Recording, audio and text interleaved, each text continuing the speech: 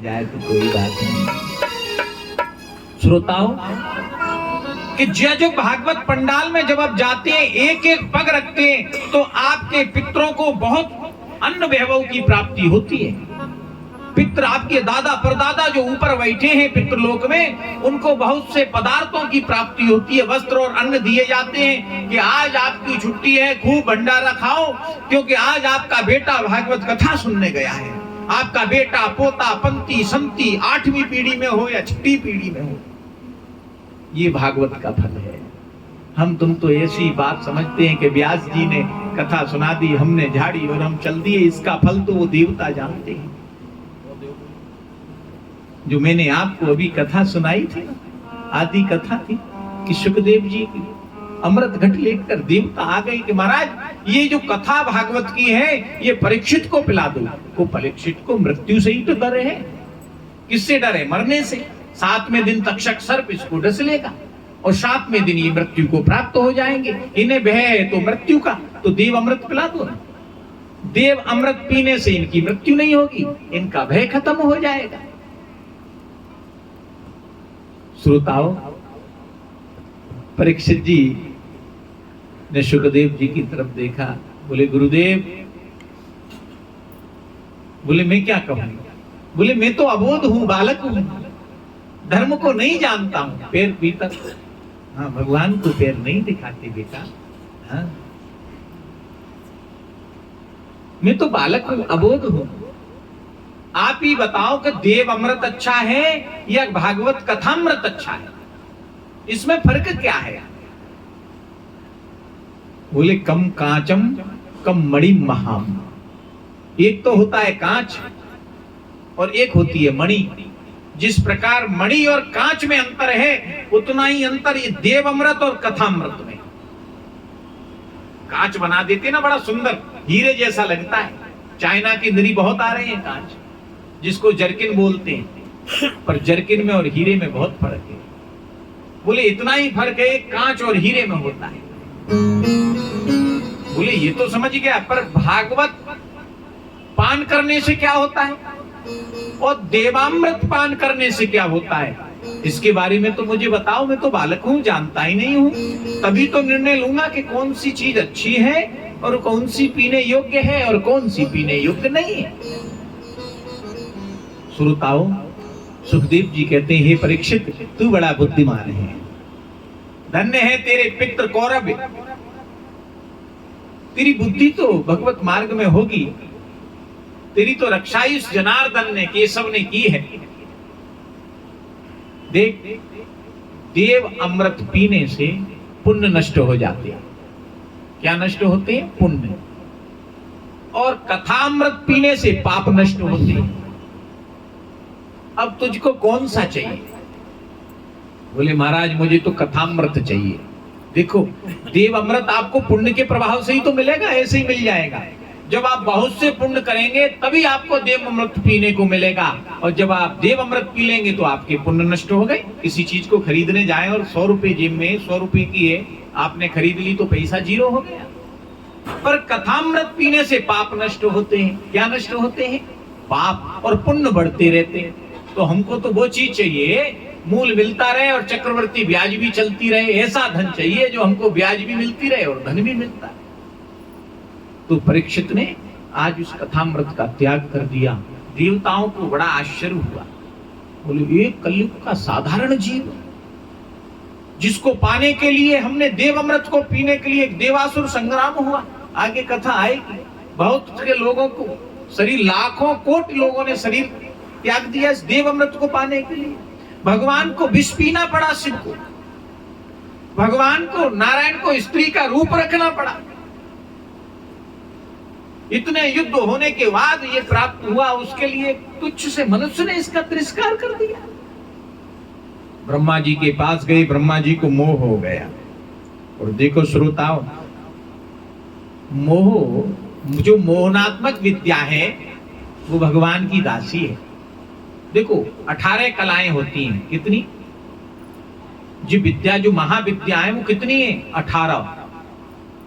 जिसको देवी की साधना, पीतांबरा की साधना, माता कालरात्रि की साधना, चंडी की साधना, धूमावती की साधना, हनुमान जी की साधना, आजकल साधक लोग करते हैं ना साधना, तो उसमें 10 साधना ऐसी हैं जो मनुष्य कर सकता है। कितनी? 10। 8 साधना ऐसी है जो मनुष्य नहीं कर सकता है, वो देवता करते हैं। देवताओं ने अपने हाथ में ले ली, बोले 10 के मारे तो मनुष्य हालत खराब कर रहा है, 8 के मारे क्या करेगा। तभी तो भगवान से कहते हैं अष्ट सिद्ध नवनिध के दाता। हनुमान जी में कौन सी है? वे सबरी 8 कलाएं। क्योंकि रावण के अंदर 10 थी। कितनी थी? 10 महाविद्याओं का ज्ञाता था रावण, तभी तो उसके 10 मुख थे। इतना शक्तिशाली था महाराज कि नारायण जब गरुड़ पर बैठकर आ रहे थे, तो जब नारायण से युद्ध लड़ने गया है तो उसने नारायण कर एक बहुत जोर से अपनी गदा का प्रहार किया, तो नारायण ने गदा का उत्तर ऐसे दिया है प्रत्युत्तर, तो उसका इतनी तेज प्रहार था कि वो गदा गरुड़ के मस्तक से लगी है, गरुड़ पीठ फिर गई है गरुड़ की, इतना तेज वेग से गदा मारी। और नारायण वहां से अंतर ध्यान, उस 10 विद्याओं का इतना प्रभाव था कि नारायण को भी पीठ दिखानी पड़ी है। पर नारायण तो सर्वत्र शक्तिशाली है, विद्या उन्हीं की बनाई है, ये तो लीला है। नारायण चाहते तो एक वृत्ति में ही रावण का नाश कर देते, ऐसी कोई बात नहीं है। पर उन 10 विद्याओं का फल है जो देवा इतना रावण इतना शक्तिशाली था। तो श्रोताओं, आज बहुत से ऋषि श्रीमद् भागवत कथा श्रवण करने के लिए भगवान हरि के धाम हरिद्वार पहुंचे। अब हमारी लीला हरिद्वार चल रही है। कहां जा रही है? अभी उत्तराखंड में ही है, निम्नसारण थी और निम्नसारण से कहां गई? हरिद्वार। हरिद्वार उसका नाम क्या है ये समझ ली। जानते हो हरिद्वार का नाम हरिद्वार क्यों पड़ा? बद्रीनाथ केदारनाथ जाने का रास्ता है, इसलिए उसका नाम हरिद्वार है। क्या नाम है? हरिद्वार। जैसे आपके गांव के प्रवेश में लिखा होता है ना, गंजुड़बारा में आपका स्वागत है, और गंजुड़बारा तो भीतर होता है। उसी प्रकार बद्री केदारनाथ जाने का रास्ता, आपको अगर बद्रीनाथ केदारनाथ जाना है तो हरिद्वार तो निश्चित ही जाना पड़ेगा, इसलिए उसका नाम क्या पड़ा? हरिद्वार। तो वहां भगवान की कथा, भागवत कथा, शतुगीत शुकादि भी जो सुखदेव जी ने श्रोताओं को सुनाई थी, वो भागवत कथा आज सुनाई है। सप्तम दिवस हुआ। देखो श्रोताओं, जब 7वां दिवस हुआ, इस भागवत कृपा की प्रसाद से भक्ति के दोनों पुत्र ज्ञान वैराग्य चेत हो गए, युवा हो गए हैं। भक्ति ने अपने पुत्रों को युवा देखा तो भक्ति अत्यंत नृत्य वहां नाचने लगी है। हरे कृष्ण कृष्ण कृष्ण हरे हरे, हरे राम राम राम हरे हरे। भक्ति ने नृत्य किया, और वहां भक्ति नृत्य किया तो नारायण भी प्रकट हो गए। भगवान चतुर्भुजी रूप में आज नारायण ने सभी श्रोताओं को दर्शन दिए। भक्ति ने कहा, प्रभु धन्य है ये भागवती कथा, जिसके सुनने से मनुष्य का लोक और परलोक दोनों बनते, लोक भी बनता है और परलोक भी बनता है। जो भागवत कथा करा लेता है ना, उसकी 4 पीढ़ी सुधर जाती है। उसका पैसा कभी डॉक्टर नहीं खाता, उसका पैसा कभी पुलिस और वकील नहीं खाते। उसके बच्चे जब संतान होगी तो सद्बुद्धि पैदा होगी, उसके क्या होगा? सतपुत्र। पुत्र अलग है और सतपुत्र अलग है। इसका आगे कथा आई, जो पिता का कल्याण कर दे वो सतपुत्र। पुत्र तो कष्ट देता है और सतपुत्र उद्धार करता है।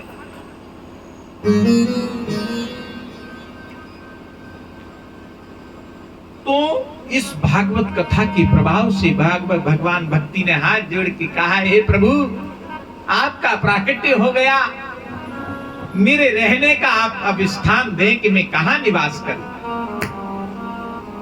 बोले, हे भक्त महारानी, आप रहना ही चाहती हैं तो आप मेरे भक्तों के हृदय में निवास करें। जहां मेरी कथा हो रही हो आप मेरे कथा वाले भक्त के हृदय में बैठ जाएं, वो आपका स्थान है। बोलो भक्ति महारानी की। गैर भक्ति की भगवान की कथा सुलभ नहीं हो सकती। उसी दिन से भक्ति भागवत कथा श्रवण करने वाले श्रोताओं के हृदय में निवास करती है और इसका प्रभाव तुम अपने आप देखोगे। एक दिन आओगे प्रभाव कम लगेगा, दूसरे दिन आओगे प्रभाव ज्यादा लगेगा और पांचवें दिन तो प्रभाव ये भूलेगा आपका आपके घर मन नहीं लगेगा। छठे दिन तो ये सोचोगे कब 1 बजे कब हम कथा पंडाल में जाएं, कब कथा सुने।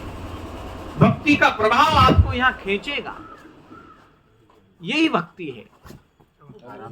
जैसे किसी नशेबाज को चाय का समय हो तो उसको चाय चाहिए 4 बजे,